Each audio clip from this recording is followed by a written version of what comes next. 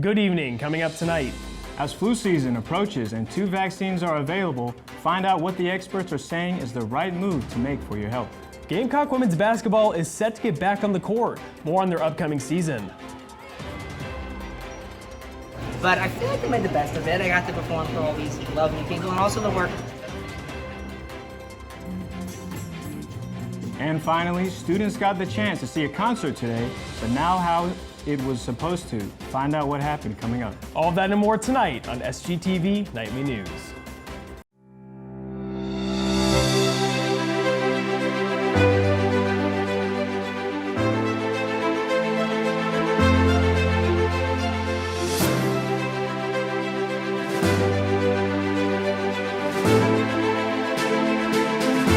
Live from the Kennedy Greenhouse studio, this is SGTV Nightly News.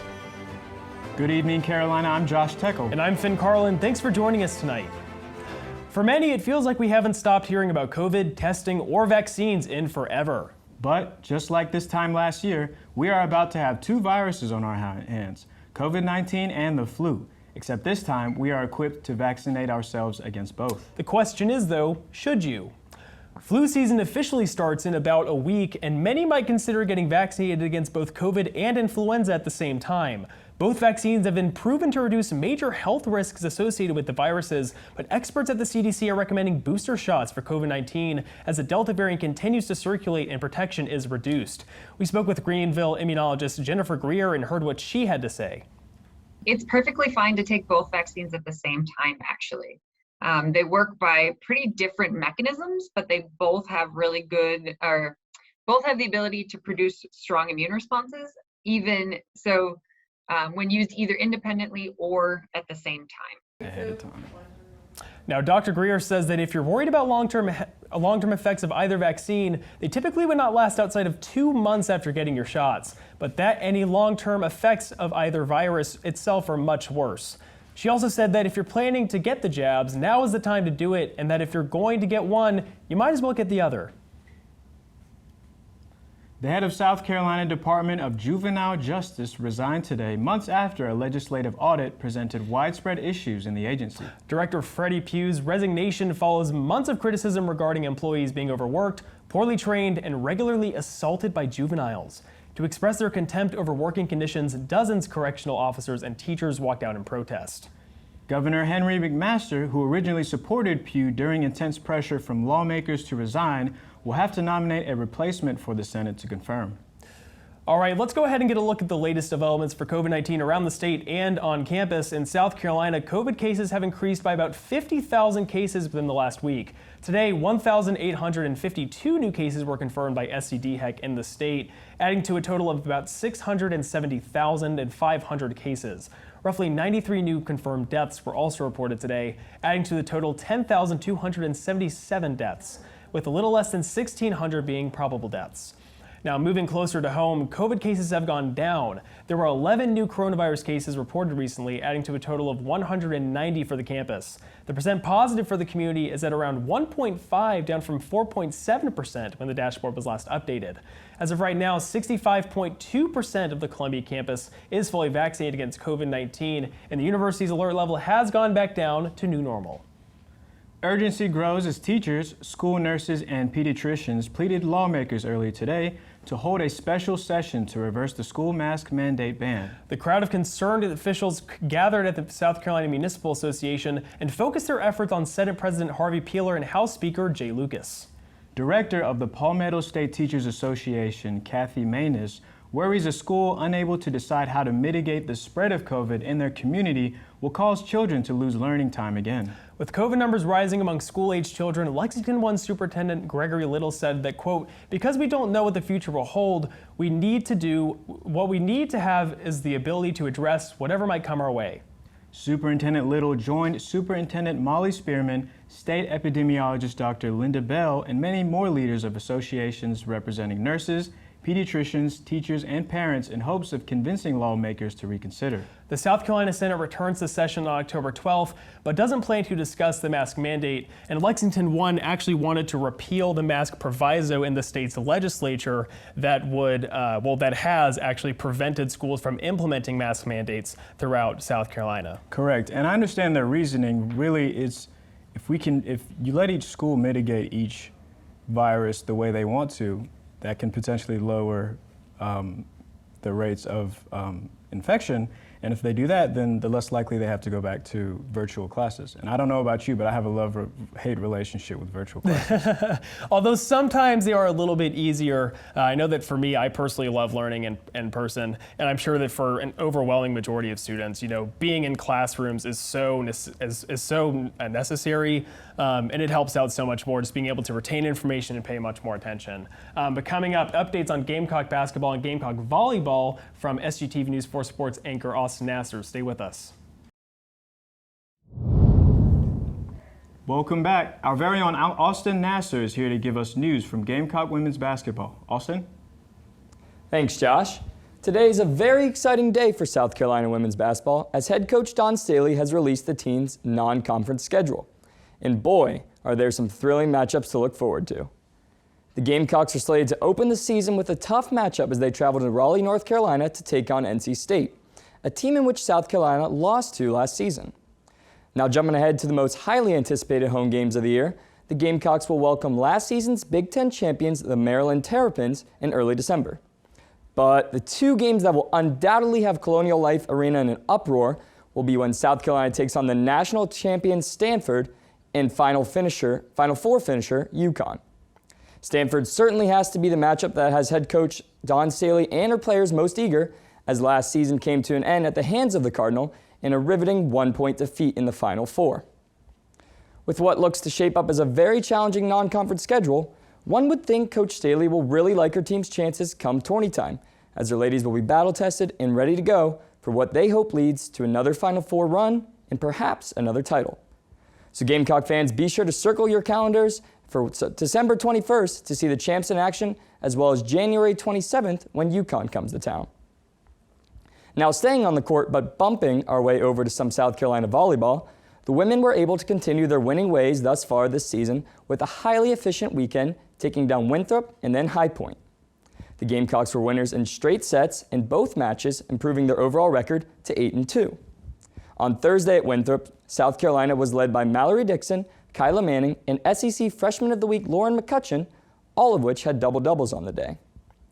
Back in Columbia on Saturday, the Gamecocks were able to dominate High Point through the serve, finishing the match with 8 total aces to High Point's 1. South Carolina will open up SEC play on Wednesday night as the Georgia Bulldogs come to town. The match is set to start at 8 o'clock, so students be sure to swing by the Carolina Volleyball Center to watch your Gamecocks get another shot at the Dogs after that ill-fated football game just this past Saturday. That's all for Gamecock Sports. Back to you. Thank you, Austin. Coming up, we've got more on concerts coming up and also concerts that didn't go exactly as planned. Stick with us. We'll give you the details after the break. Welcome back, everyone. We have the latest on some exciting events coming very soon. I'm Callista Yost along with my girl, Brianna Lachey. Let's get started. Concerts have been in full swing this summer, and the good music is continuing into the fall. That's right. Tomorrow, on the first day of fall, Morocco, singers Moon Taxi will be performing here in Columbia at the Senate. Doors open at 6:30 and the tickets are $25 ahead of time or $30 at the door. Don't forget your mask, and remember, the Senate has a clear bag policy. I'm kind of up in the air on whether or not I'm gonna go. Wednesday night concert's a little awkward, but I love Morocco, such a good song. I don't know anything about concerts at this point because I still have not went to any concerts. Seriously? Oh my gosh. Seriously. Well, my last concert pre-COVID, the last concert I've been to was at the Senate, so I'm excited to make my return. Must be nice, Callista. Well, y'all, today I had a pretty good start thanks to Carolina Productions hosting the weekly Lunchbox Patio. What usually takes place on Russell House patio came inside today due to rain. And I had the pleasure of meeting singer and songwriter Trevor Douglas, who was very excited to give SGTV insight on his experience today. My name is Trevor Douglas. I'm here with Carolina Productions to perform at USC. It's been a pretty fun day. It was raining, so they had to move us inside. But I feel like I made the best of it. I got to perform for all these lovely people and also the workers. I don't feel like they get to have enough fun. Lunchbox Patio will resume being on campus every Tuesday, though, for those who are interested in coming next time, and that sounded so amazing. It really was. He was so sweet, and he was literally on America's Next Top Model season 14. I found that out. American Next Top Model or American Idol? I always do that. American. You know what? They're both superstars. Yeah, They're both superstars. It's but okay. I met a Idol. superstar today, guys. Yes, yes. All right, guys, did I mention that tomorrow is going to be the first day of fall? Look, The leaves are already falling. They're already coming, guys.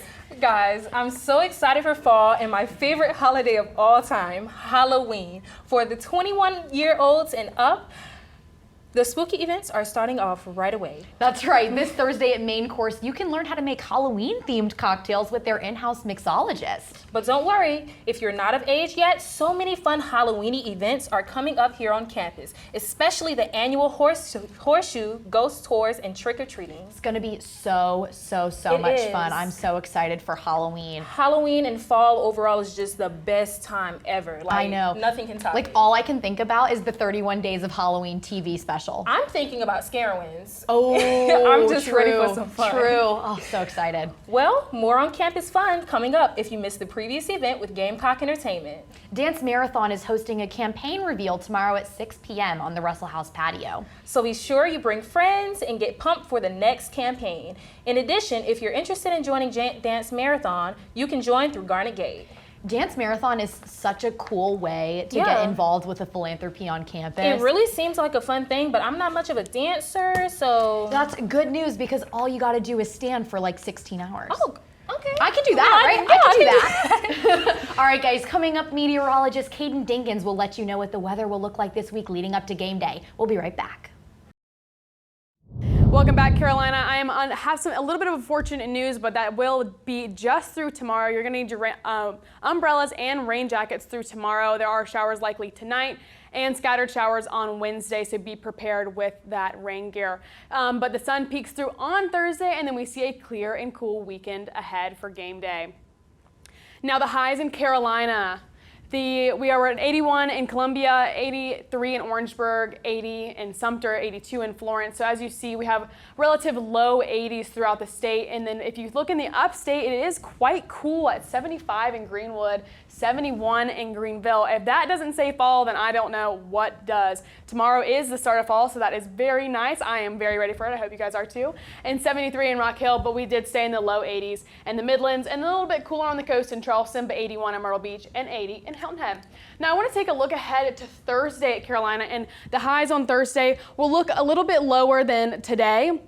That is after that cold front pushes through on Wednesday after we see all that rain push through. There will be some cooler air and as well as drier, so that rain will go away. And like I said, that sun peaks out on Thursday, but those temperatures stay in the upper 70s to the low 80s. Now this week in Columbia, so on Wednesday there are those showers and possible storms with a high of 83 and a low of 59, but on Thursday that sun peeks through once again, a high of 79 and a low of 55. That's where we see those temperatures kind of cool down a little bit after all that rain on Wednesday. And that continues through Friday with a high of 78 and a low of 54. It is clear and cool, a nice setup to that game day on Saturday with a high of only 81, and that means that's the highest it's going to get during the day. And so at that night game at 7 o'clock, it will be nice and cool. You may even need a jacket with a low of 59, and like I said, that's the perfect game day. On Sunday, it is sunny and 84 with a low of 58, and on Monday, it is mostly sunny with a high of 84 and a low of 59. We're getting super cool weather here, which is super nice for us in Columbia after all this rain and humidity. Right now in Columbia, South Carolina, it is 75 with showers likely. That dew point is 74, very close to that temperature. And with the winds going east at 5 miles an hour, a 97% humidity. That will go away soon, thank goodness. But the time is 7:13 and with the sunsets at 7:22. Have a great night, Carolina, but make sure to stay tuned for tonight's edition of Carolina Canines. And finally tonight's Carolina Canine is Aries. The picture was sent in to us by Misha Lattimore. Aries is a 1 year and 2-month-old Yorkie poo who loves to cuddle with his mom. This extremely wild dog loves to chew on socks, and his favorite treats are Wild Earth peanut butter chews. Now, Josh, I have a little bit of something to brag about here. So earlier when we were prepping the show, I actually got a FaceTime call from Aries. You did? Which, yeah, I was very honored. I was like, Aries, what's going on? He said, you know what? I'm loving this car ride, but my mom just wants to go inside, and I don't want to go inside yet. And I was like, man, well, I'll be sure to... Why wasn't I invited to this?